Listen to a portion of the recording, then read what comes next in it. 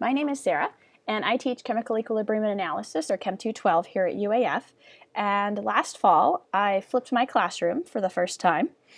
And I did this because the concepts that we're covering in Chem 212, which are statistical treatment of data and chemical equilibrium, are things that students had seen previously in general chemistry, but the calculations and the systems that we're applying these concepts to are significantly more complex.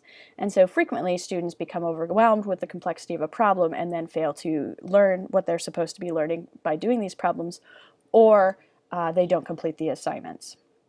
And so I flipped the classroom because I wanted them to spend time in class in small groups, learning to overcome their overwhelm regarding problems and working in groups to solve those problems.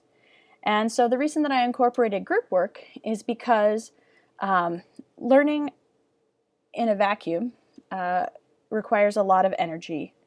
And I think that learning in a group lowers the activation barrier for learning and sort of facilitates learning, makes learning easier.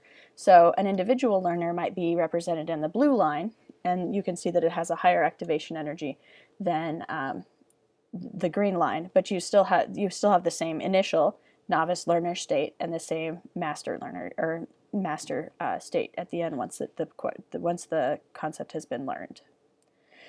So how does it work? So the first thing that students do is they watch lectures and take notes and do practice problems outside of class. And so then in class, I would start off with a quick lecture, go over a practice problem, or lead the class through an activity.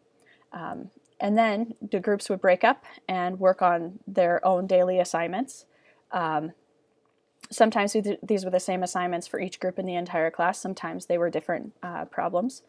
And then at the end of class, we would come back at it and review all the problems as a whole class, with individual students presenting their problem. And so then students can then go home, rewatch the lecture as needed, look at the notes that they'd taken in class as needed, and review the problems. So that's how the learning opportunities work, with sort of a flip of what you might do at home versus in class from a traditional classroom.